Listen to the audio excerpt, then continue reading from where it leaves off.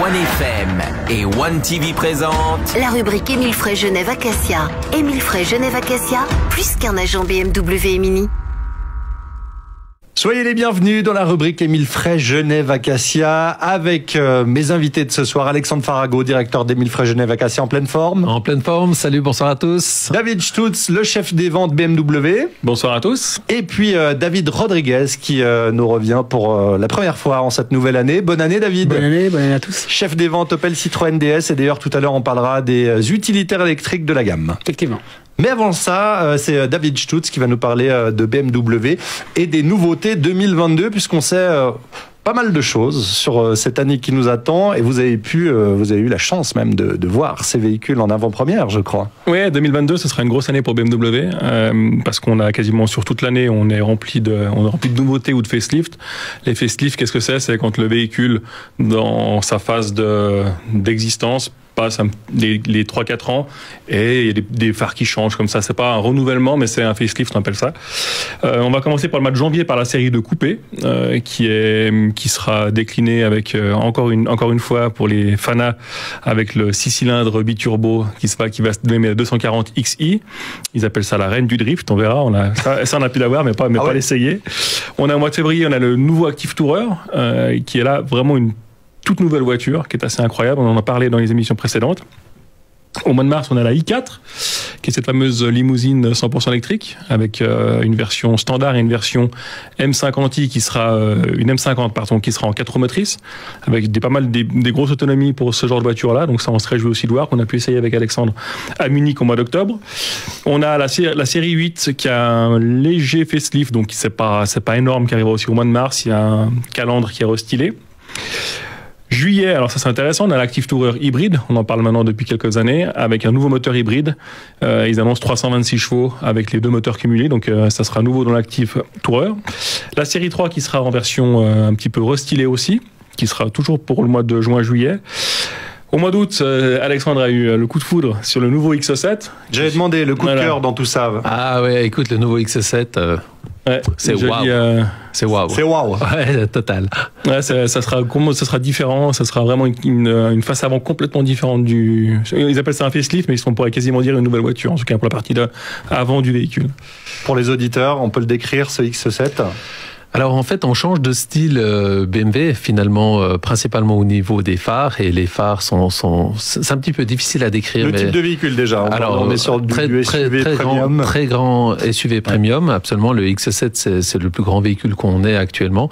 C'est un petit peu comme vous achetez une télé, dans le magasin les petites, chez vous elle est grande. Voilà. C'est la même chose pour votre garage. Donc prévoyez un grand garage pour le XE7, mais en fait la face avant est complètement restylée avec des nouveaux feux, nouvelles calandres. Ça change complètement le véhicule. Magnifique. David, on a fait le tour. Fin d'année, nouveau XE1. Magnifique. Ah, alors ça, le XE1, on le connaît bien sur les routes romandes. Exactement. Nouvelle série 7. Et puis, j'en dis pas plus, mais il va y avoir le iX M60, donc qui est sur la base du gros 4x4 100% électrique avec un gros moteur. Merci beaucoup, David. On se retrouve dans un instant dans la suite de la rubrique Émile Frey Genève Acacia.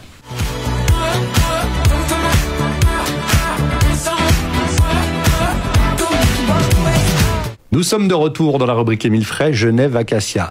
On va parler odeur. On n'en a pas parlé beaucoup. On a évoqué tellement de sujets dans cette rubrique Émile Frey Genève Acacia. L'odeur du véhicule, l'odeur du neuf, par exemple. Moi, j'adore ça quand on a un nouveau véhicule. Je sais pas, ça ramène à l'enfance. Ça, quand ton papa achetait la nouvelle voiture, ça sentait particulier. On retrouve cette même odeur encore aujourd'hui en 2021. Il est possible de l'avoir grâce à des parfums d'ambiance. Mais on va en parler ça dans un instant. Mais d'abord, on va parler de filtres à air dans les habitacles des nouvelles voitures. Absolument. Donc on parle du fameux filtre à particules qui va donc prendre de l'air extérieur pour amener l'air à l'intérieur. Et en fait, on a deux types de filtres. On a un filtre style classique avec les fameux filtres comme on voit qui sont plissés.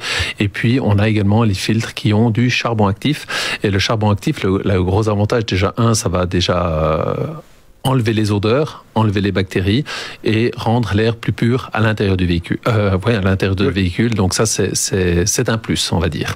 Très bien. Aujourd'hui, en plus de ces filtres à particules, maintenant c'est l'odeur dans le véhicule. Alors comme tu l'as souligné, le véhicule neuf a une odeur très particulière. Et aujourd'hui, dans la gamme BMW, on peut le reproduire. En fait, c'est une option où on peut choisir différents types de parfums, bien évidemment, et qu'on met des cartouches dans un compartiment à l'intérieur de la boîte à gants. Et ensuite, après, on règle via l'ordinateur de bord la diffusion qu'on veut. Évidemment, on veut pas que ça sente trop fort, etc. C'est une autre technologie que le petit sapin qu'on croche au rétroviseur. Hein. C'est sympa la vanille. C'est un peu plus classe. On l'a tous eu, on l'a tous eu. On était sous le ciel pour éviter ça. C'est un grand classique. Et là, en l'occurrence, on va plus découper le plastique, mais on va simplement régler la diffusion de l'odeur. Et puis là, on peut retrouver les fameuses odeurs du véhicule neuf. Mais ça, c'est génial. Parce que c'est vrai que moi, je suis toujours triste quand l'odeur du véhicule neuf commence à disparaître. On peut le garder. Alors là, j'ai donné cet exemple parce que moi, c'est ce que je choisirais. Mais il y a plein de parfums différents. Il y a une autre option pour l'odeur à l'intérieur, une fois qu'elle a disparu, c'est de changer de voiture. Ouais, ça c'est l'option qui vous arrange. Mais sinon, il y a plein de parfums disponibles pour Absolument. Et puis au pire, il y a toujours, si vous n'avez pas pris l'option, possibilité de mettre devant les grilles une option BMW accessoire. Ou aussi, il y a une diffusion, mais c'est un peu moins esthétique puisque ça se fixe sur la grille au centre. Oui, et ça, on connaît. Exactement. C'est du classique. C'est du classique, comme le sapin. Le sapin sent bon. Et ça, c'est donc disponible en option sur les nouveaux véhicules de chez BMW. Ça va de la série 7 à la série sur la série 5. Sur les petites versions, il n'y a pas encore. Mais Très ça va bien. pas tarder. Merci beaucoup. On va revenir dans un instant. On va parler donc des utilitaires électriques de la gamme Citroën Opel. C'est dans la suite de la rubrique Émile Frey Genève Acacia.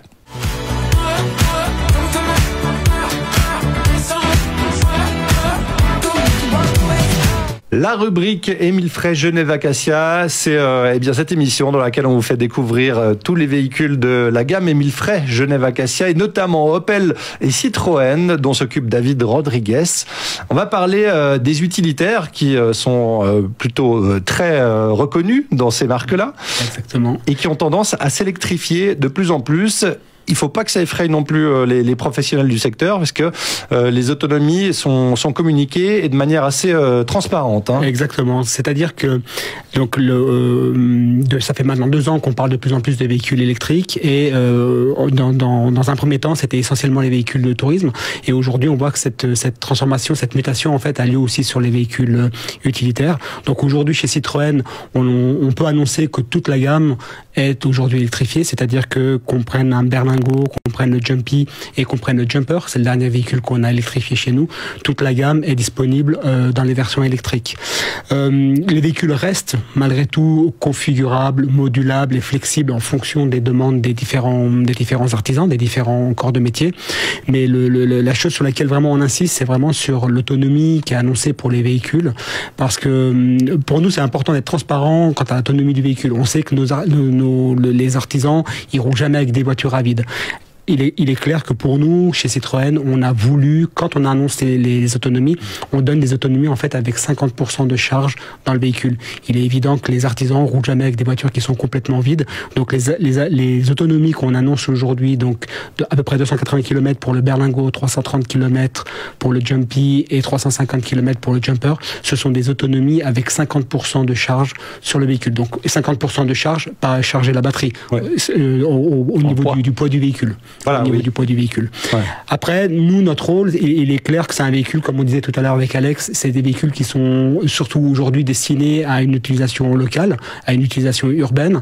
Il est clair que pour des véhicules comme ça, quand on commence à faire des trajets ou des longs trajets, c'est des véhicules qui sont pas encore adaptés du fait de l'autonomie. Après, ça, c'est le rôle de nos conseillers en fonction de ce que les artisans, de l'utilisation des professionnels. Nous, on conseille s'il n'est pas plus judicieux d'avoir un véhicule électrique ou d'avoir un véhicule thermique. Et ce qu'il faut souligner dans un véhicule électrique, c'est un véhicule qui demande moins d'entretien. Donc, qui dit moins d'entretien, c'est un véhicule qui est moins immobilisé. Et un véhicule moins immobilisé, en général, on sait que c'est plus intéressant quand même pour les artisans et les professionnels. Bien. Écoutez, on vous invite à venir découvrir la gamme.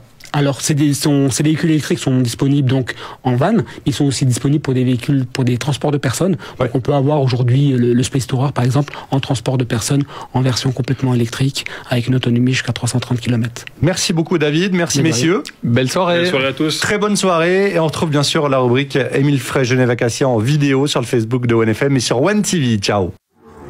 C'était la rubrique Émile Frey Genève Acacia. Émile Frey Genève Acacia, plus qu'un agent BMW et Mini.